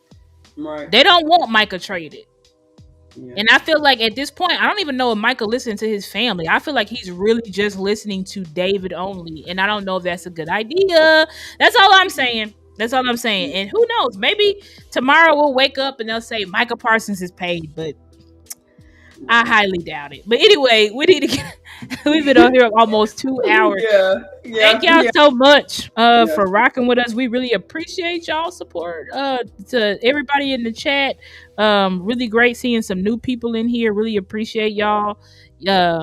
Sis got it up there. Y'all know, hit that like button, share, and subscribe to our YouTube channels and also donate to our Cash Apps.